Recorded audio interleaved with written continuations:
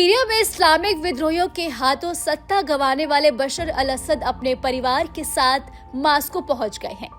रूस के राष्ट्रपति व्लादिमीर पुतिन ने असद और उनके परिवार को राजनीतिक शरण दे दी है। पहले अटकलें लगाई जा रही थी कि असद के विमान का रडार से संपर्क टूट गया है और विमान की क्रैश होने की आशंका जताई जा रही थी, लेकिन अब बशर अल असद के रूस पहुंचने की पुष्टि हो गई है। उधर सेना ने असद के देश छोड़ने की पुष्टि करते हुए कहा कि राष्ट्रपति की सत्ता खत्म हो चुकी है। सीरिया में पिछले 11 दिनों से विद्रोही गुटों और सेना के बीच कब्जे के लिए लड़ाई चल रही थी। विद्रोही लड़ाकों ने रविवार को राजधानी दमिश्क पर भी कब्जा कर लिया। वो सड़कों पर गोलीबारी करके जीत का जश्न मना रहे हैं। फ्लाइट ट्रैकर से जानकारी मिली है कि असद का विमान सीरिया के लताकिया से उड़ान भरकर मास्को पहुंच गया है। फ्लाइट रडार वेबसाइट के आंकड़ों के अनुसार रविवार 8 दिसंबर को एक रूसी सैन्य विमान लताकिया से उड़ान भरकर मास्को पहुंचा। वहीं आपको बता दें कि राष्ट्रपति बशर असद ने सत्ता के शांतिपूर्ण हस्तांतरण के आदेश देने के बाद पद छोड़ दिया है और अपने देश चले गए हैं। रूस सीरिया के लताकिया प्रांत में हमीम एयरबेस का संचालन करता है, जिसका इस्तेमाल उसने पहले विद्रोहियों के खिलाफ हवाई हमले करने के लिए किया है। तो उधर सीरिया की सेना ने असद के देश छोड़ने की पुष्टि करते हुए राष्ट्रपति की सत्ता कहा खत्म हो चुकी है। सीरिया की हवाओं के बारूद की गंध घुली हुई है। सड़कों पर जबरदस्त फायरिंग हो रही है। सीरिया में विद्रोही बेकाबू हो गए हैं। ये वही सीरिया है जहां खूंखार आतंकी संगठन ISIS से अपने जड़ें जमाई थी।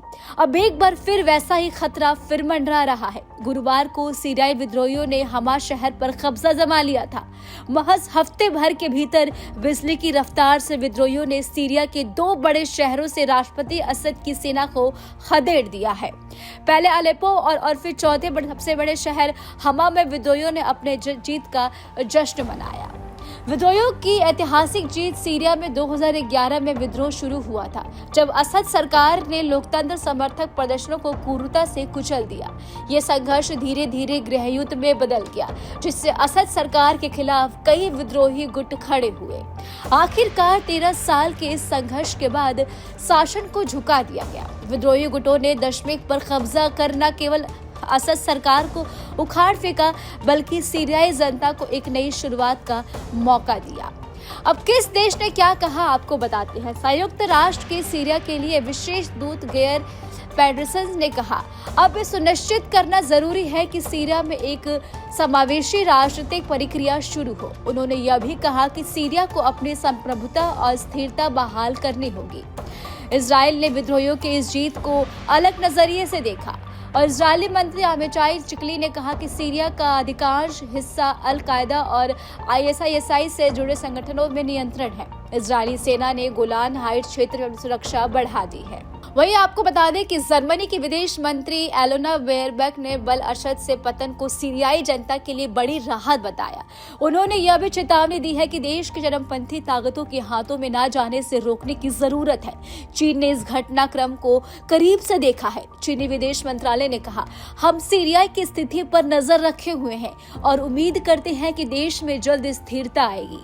उन्होंने अपने नागरिकों की सुरक्षा सुनिश्चित करने के लिए कदम उठाए हैं और दूतावास को मजबूती से कार्यरत बताया। तुर्की के विदेश मंत्री हकान फिदान ने इस बदलाव को सीरियाई सरकार के पतन के रूप में देखा। उन्होंने कहा कि सीरियाई में सत्ता हस्तांतरण हो रहा है, लेकिन यह सुनिश्चित करना होगा कि आतंकवादी संगठन इसका फायदा ना उठाए। फिलहाल इस खबर में अभी के लिए इतना ही। आपको हमारा वीडियो कैसा लगा हमें कमेंट करके आप जरूर बताएं और हमारे चैनल को सब्सक्राइब करना ना भूलें।